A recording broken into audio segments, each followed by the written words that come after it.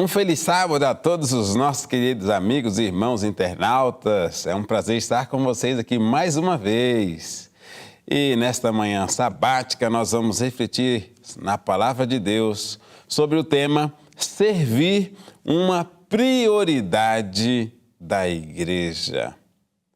A igreja precisa aprender muito do grande mestre Jesus. Jesus sempre tinha a grande preocupação de servir e não ser servido. Esta era a sua missão. Ele veio para fazer a diferença. Ele espera que a sua igreja pratique este exemplo deixado por ele, o nosso maior exemplo. Oswald Smith, um pastor canadense, muito missionário, autor e defensor de missões, ele deixou um pensamento que eu quero compartilhar com você.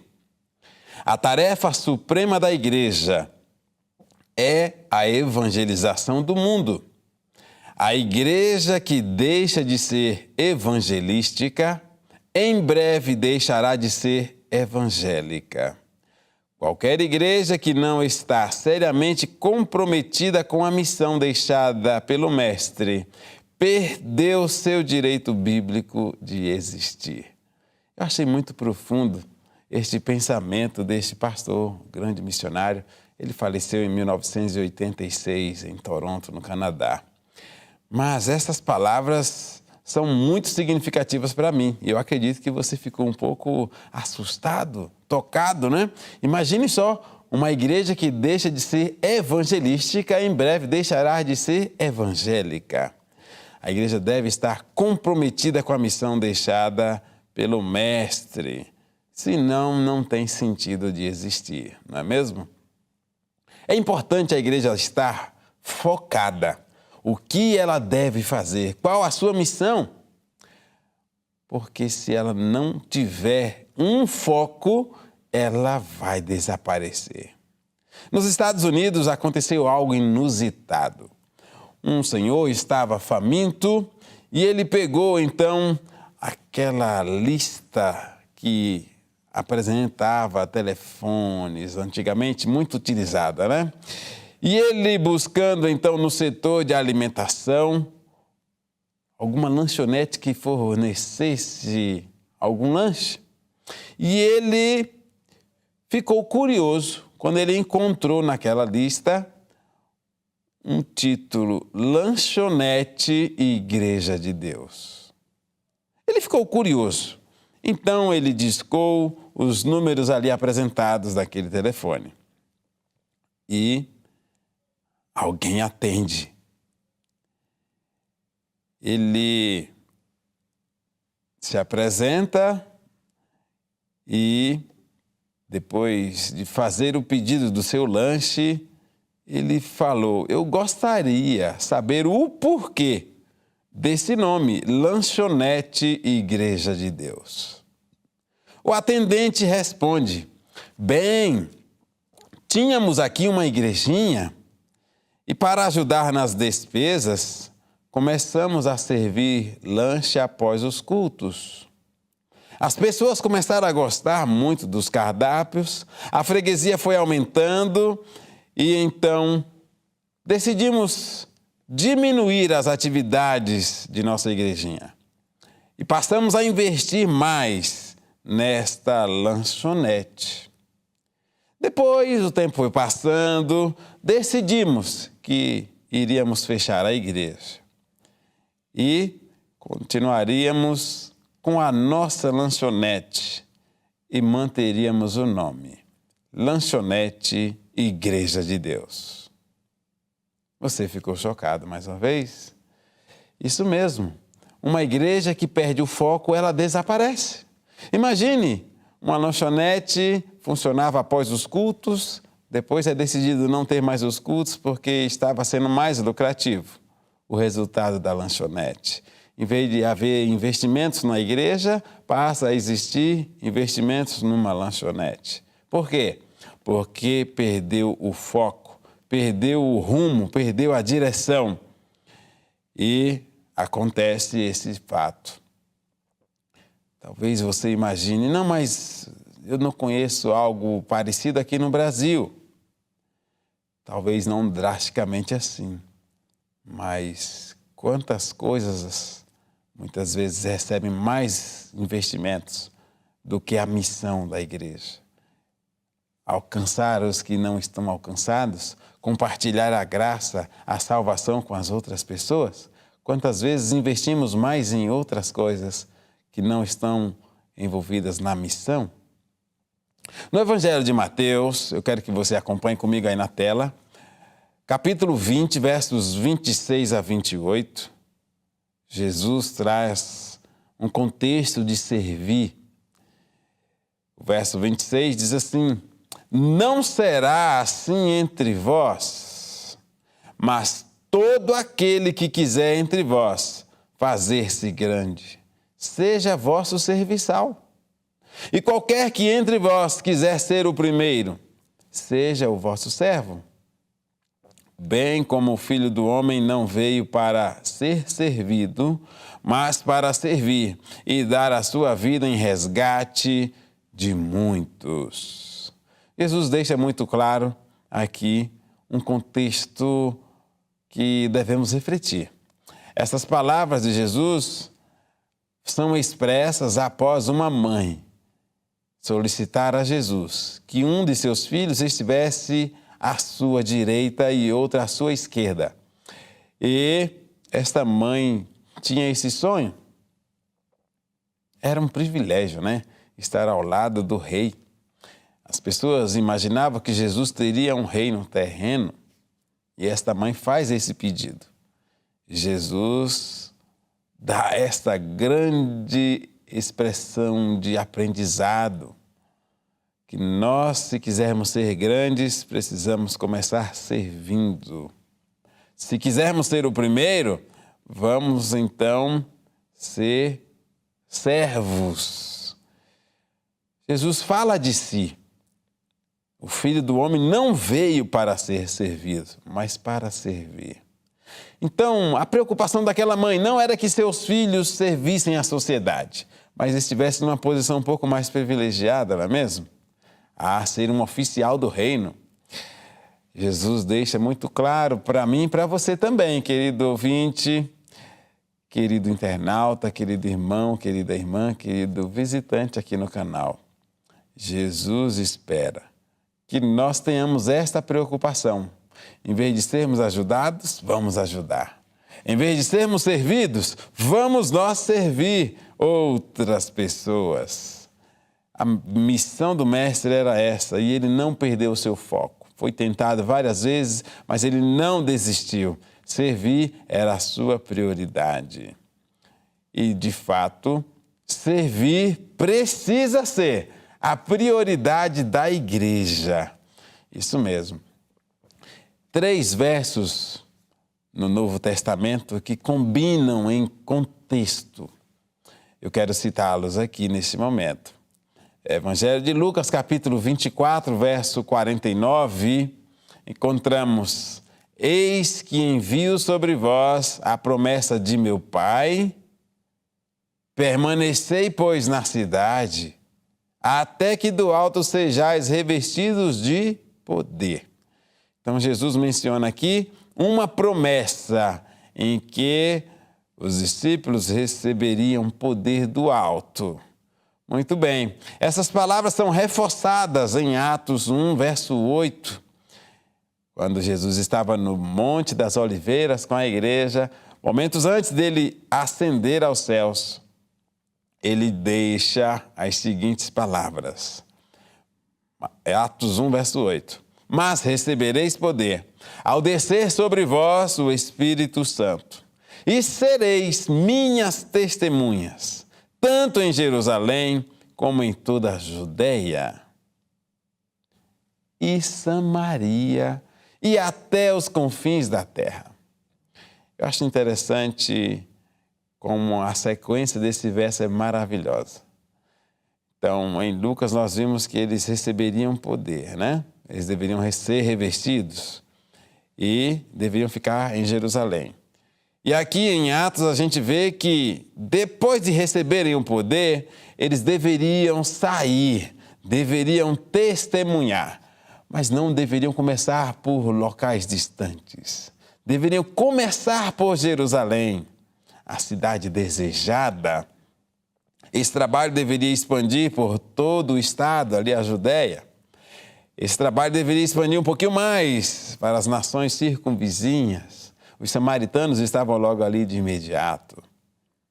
E esse trabalho deveria alcançar os confins da terra. Muito bem. O terceiro verso que combina com essa sequência é o de Mateus 28, verso 19.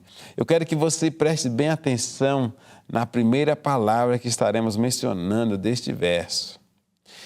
Indo, portanto, fazei discípulos de todas as nações, batizando-os em nome do Pai, do Filho e do Espírito Santo. Interessante. Receberiam poder, deveriam testemunhar em Jerusalém, toda a Judéia, Samaria e, por último, deveriam ter um foco. Por onde estivessem passando, deixariam discípulos de todas as nações. Esses discípulos que estariam sendo inseridos no povo de Deus deveriam fazer um pacto através do batismo, sendo batizados em nome do Pai, do Filho e do Espírito Santo. A palavra que eu falei que você deveria prestar bastante atenção é a primeira, desse verso 19 de Mateus 28. Indo. Nós enfatizamos bastante noutra versão que diz, ide por todo mundo, né? Isso mesmo. Nós precisamos pensar algo interessante. A palavra indo está ali em continuidade, um movimento. Original, não podemos encontrar a questão ide, mas indo. Então, essa movimentação precisa acontecer na Igreja de Deus. Aonde cada cristão estiver indo, ele precisa ter um foco de compartilhar a palavra. Fazer discípulos. Pessoas ativas que, ao receberem a mensagem, vão compartilhar com outras pessoas. Isso precisa acontecer. Esse serviço precisa ser a prioridade da igreja. Ao recebermos a mensagem da palavra de Deus, o Espírito Santo toca o nosso coração. Quando recebemos o poder do Espírito Santo, não conseguimos ficar calados. E cada vez que você compartilha a palavra com outras pessoas, você recebe maior porção do Espírito Santo, até recebê-lo em grande plenitude, a chuva serôdia. Portanto, a prioridade da igreja deve ser servir, compartilhar a palavra. Talvez você tenha imaginado que esta função você percebe que não é do membro e do líder, mas do obreiro, do pastor. Eu quero dizer para você que esta missão que Jesus deu não era para pastores, era para a sua igreja que estava ali no Monte das Oliveiras. Todos deveriam passar em qualquer lugar deixando discípulos, aonde estivessem indo. Eu quero compartilhar com você no livro Testemunho para a Igreja, volume 4, página 285. Os pastores podem pregar sermões aprazíveis e convincentes e fazer muito esforço para edificar a igreja e fazê-la prosperar. Mas, a menos que seus membros façam individualmente a sua parte como servos de Cristo, a igreja estará em trevas e sem forças. Perceberam que profundo esse pensamento inspirado?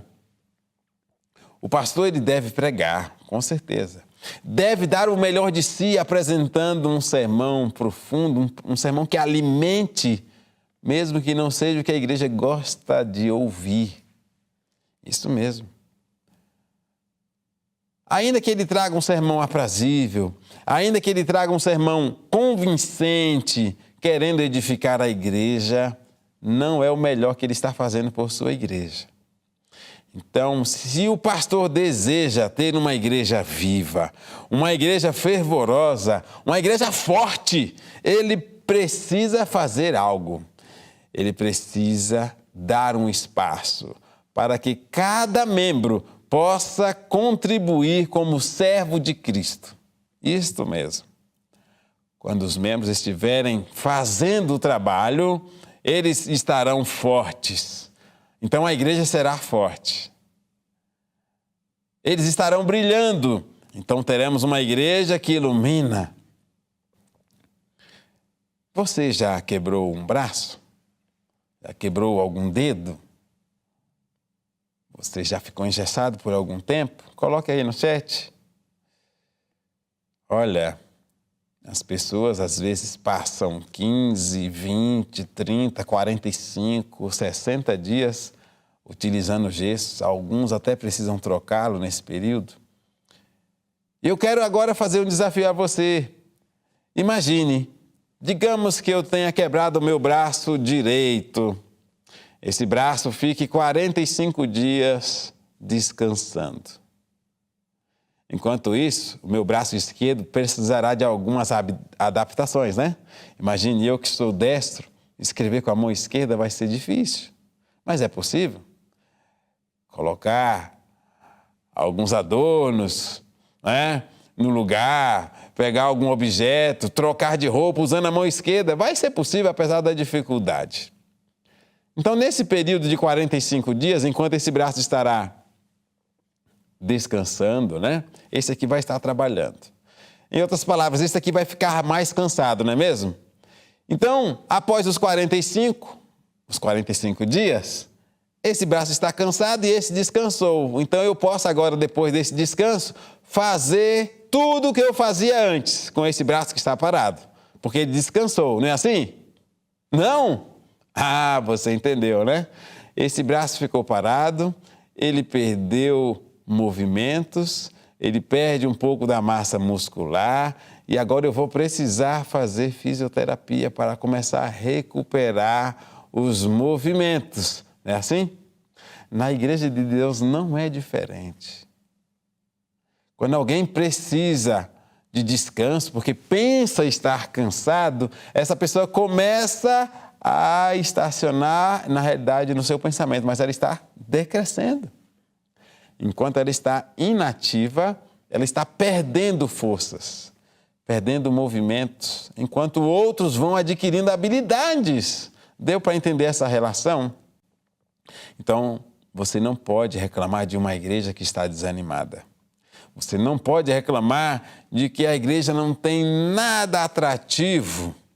Você está falando de você mesmo.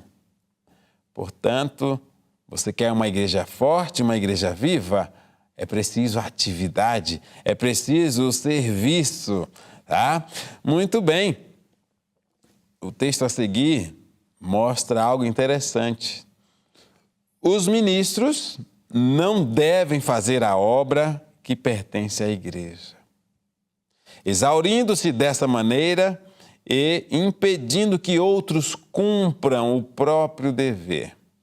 Eles devem ensinar os membros como trabalhar na igreja e na comunidade.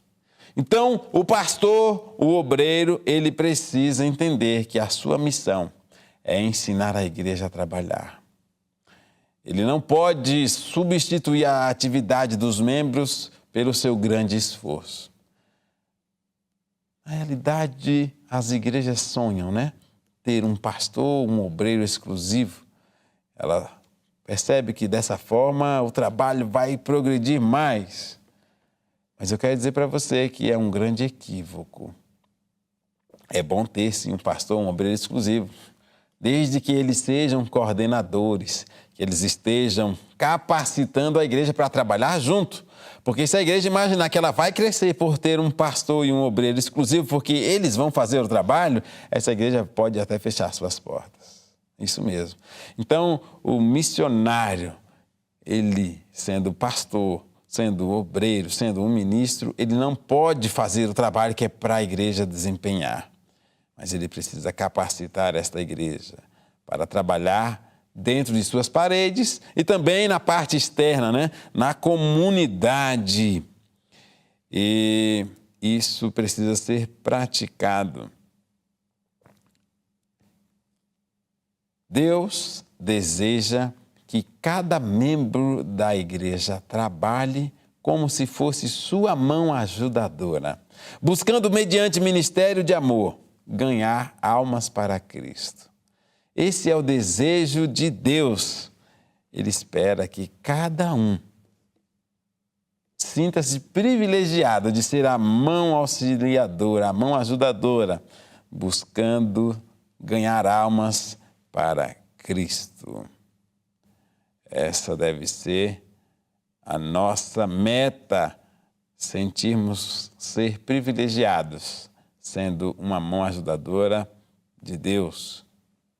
Você já ouviu falar de Martim Lutero? Lutero é muito famoso, mas eu quero falar de um amigo de Lutero. O nome, Micônio. Micônio ficava emocionado ao ver o comprometimento do seu amigo Lutero. Lutero fazia muitas atividades envolvendo a sociedade, preparava semanas de evangelismo e esse trabalho era exaustivo. Micônio ficava admirado pelo empenho de Lutero. E uma certa vez ele pensou, eu vou orar mais pelo meu amigo Lutero. Ele trabalha muito. E então Micônio foi dormir. E ele teve um sonho. E ele sentiu como fosse até um pesadelo, porque era algo muito estranho de compreender. No sonho, Micônio percebeu uma enorme plantação de algodão. Aonde o seu olhar alcançava, ele via algodões no ponto de colheita. E ele olhou e ele percebeu algo que lhe deixou insatisfeito, lhe deixou angustiado, lhe deixou preocupado. Diante de tão enorme plantação de algodão, ele viu que uma pessoa estava fazendo a colheita. Isso lhe incomodou muito. Quando que essa pessoa poderá concluir esta colheita? Queridos internautas, quando você conhece alguém, até a sombra você pode reconhecer, não é mesmo? Alguns traços são únicos. A silhueta de uma pessoa. E Micônio ficou assim, assustado, quando ele reconheceu o vulto que se movimentava entre aquela plantação de algodões. Ele percebeu que era Lutero, ele que estava fazendo a colheita daquele algodão. Mas quando ele iria terminar? E assustado ele se desperta e ficou pensando, realmente, Lutero trabalha bastante. Ele precisa de mais pessoas para fazer essa colheita. E pensando nisso, mais uma vez, Micônio dorme. E dessa vez, ele sonha. Não mais com algodões. Mas ele estava numa região alta e ele pôde ver lá embaixo um enorme rebanho. Muitas ovelhas estavam ali. E ele olhou em meio a tantas ovelhas, ele percebeu que havia uma pessoa. Essa pessoa tentava conduzir aquele rebanho enorme. Mais uma vez, Micônio se incomoda. Uma pessoa para cuidar de tantas ovelhas. E ele ficou ali encabulado. Como? Não tem condições. É muito trabalho para uma pessoa só. E Micônio mais uma vez reconhece. A pessoa que conduzia aquele rebanho, que tentava pastorear tão enorme rebanho, era alguém conhecido. Era seu amigo, isso mesmo, era seu amigo Lutero. Micônio, despertando-se do sono, ele fez um propósito. Eu não posso ficar apenas orando por meu amigo Lutero. Eu preciso ajudá-lo. E a partir de hoje eu estou disposto a ser um companheiro nesta missão, nesse trabalho de levar a salvação, levar a mensagem para outras pessoas. É bom quando nós reconhecemos a nossa missão, né? É bom quando percebemos que podemos contribuir com o avanço da obra. Queridos, no passado existiam várias formas de evangelização que dava certo. Por exemplo, a partir de 1844, foi utilizado muito a metodologia de campanhas evangelísticas usando tendas. E nós vamos encontrar no relato da inspiração textos que a irmã White narra entre 1844 até 1900. Essas campanhas utilizando tendas, nós encontramos que essas reuniões, às vezes no ar livre,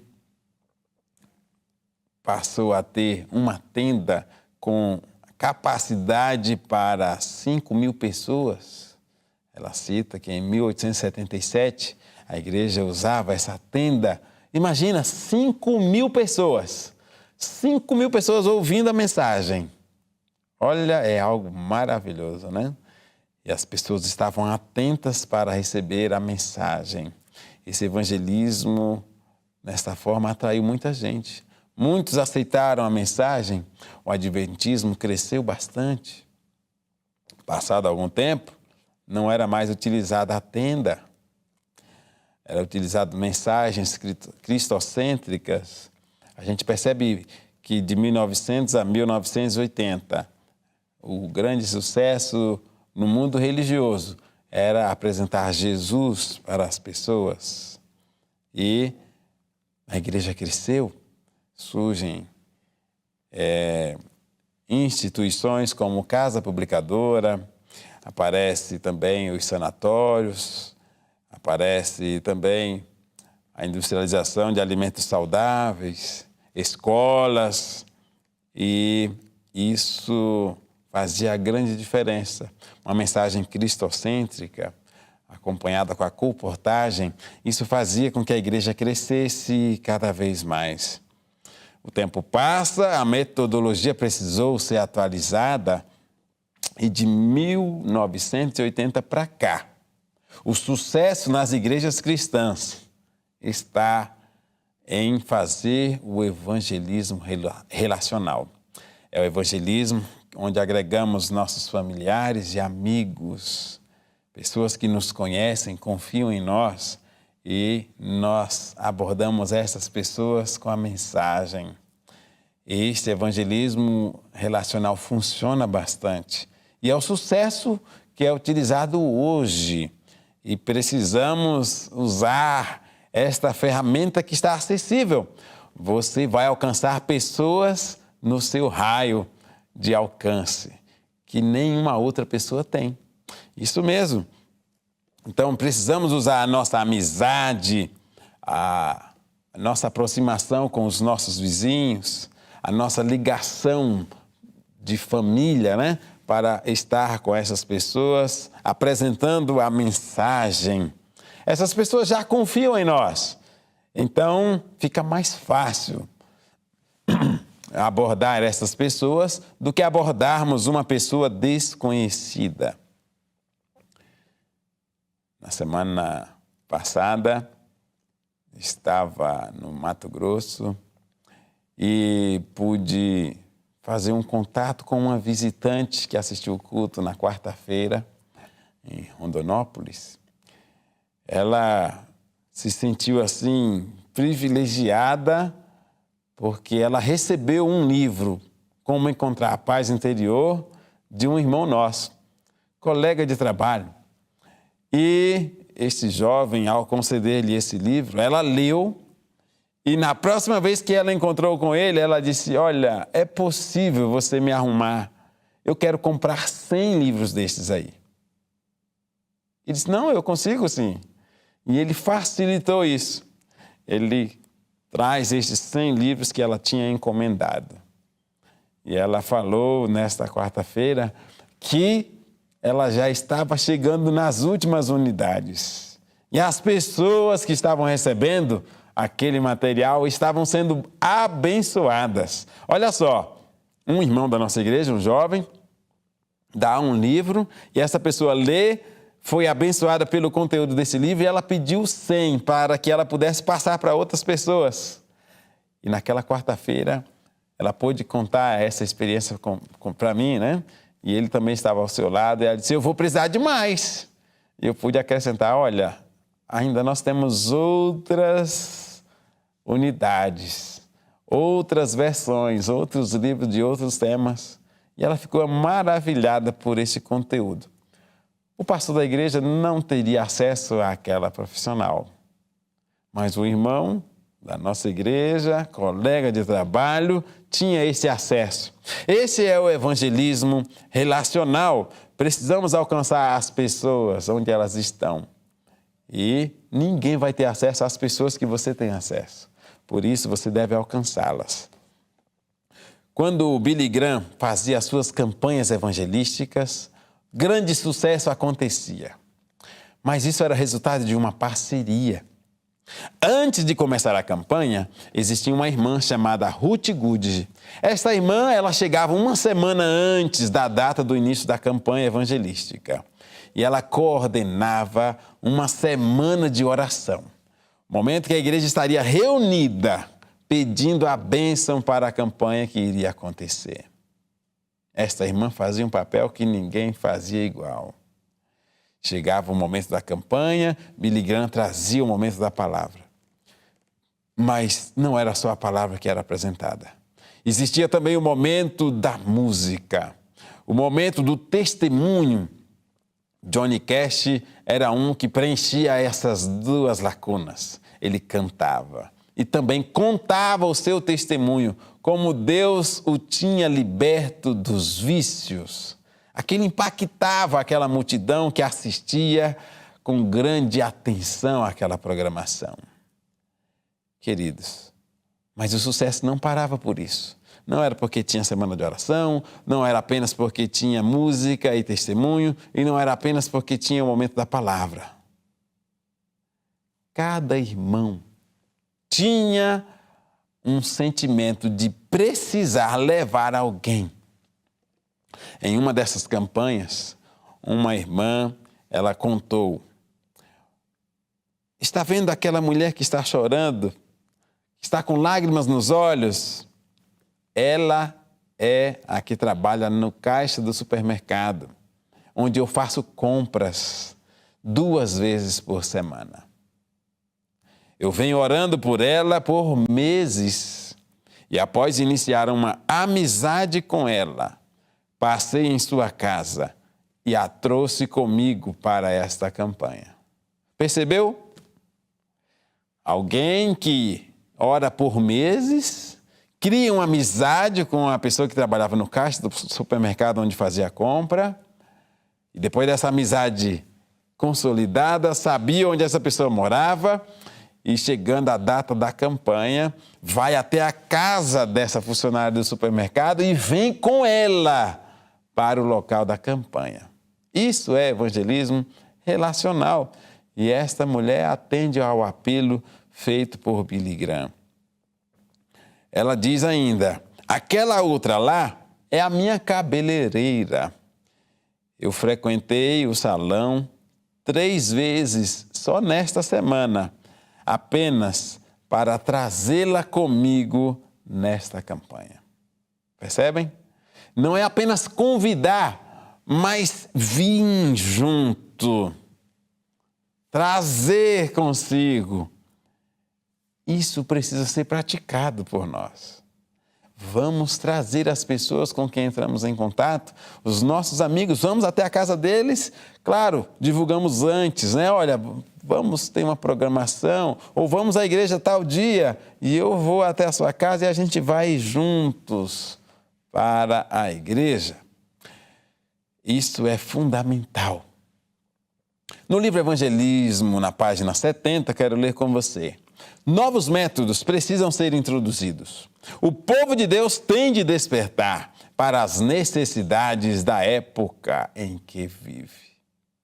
Então, a metodologia que está funcionando neste momento é o evangelismo relacional. Alcance as pessoas que estão próximas a você. Você deve ter esta grande meta. Deus quer que a sua igreja tenha essa forma de pensar. Servir é uma prioridade da igreja. Quero ler com você o último texto que nos traz no livro Serviço Cristão, na página 37. Satanás está agora buscando manter o povo de Deus num estado de inatividade, a fim de impedi-los de executar sua parte na disseminação da verdade, para que afinal sejam pesados na balança e achados em falta. Então, Satanás ele está provocando a inatividade. Isso ele quer fazer dentro da igreja, no meio do povo de Deus, fazer com que esse povo seja inativo, impedindo com que avancem com a pregação da verdade. Ele percebe que estes irmãos, estes cristãos, serão pesados na balança e achados em falta. Querido irmão, querida irmã, servir é um privilégio. Vamos ser a mão ajudadora de Deus. E que após você refletir nesse tema, o seu estilo de vida seja agora um brilho para a sociedade, um brilho para os seus familiares, vizinhos e amigos. Perfeitamente. Sirva a Deus utilizando essas pessoas que Ele colocou próximas a você. Isto mesmo. Seja a mão de Deus ajudadora e que muitas almas possam, muito em breve, nas mansões celestes, agradecer a você por você ter abordado elas no trabalho, na universidade, no supermercado, na sua vizinhança, ou até mesmo por ser da sua família, mas você se preocupou com essas pessoas. Que Deus utilize a sua vida para ser um vaso escolhido para a salvação. É o meu desejo. Amém? Se de alguma forma essa mensagem tocou o seu coração, compartilhe com seus amigos e familiares. Deixe o seu like, se inscreva no canal para receber todas as mensagens que ajudarão a edificar a sua vida espiritual. Deus te abençoe sempre.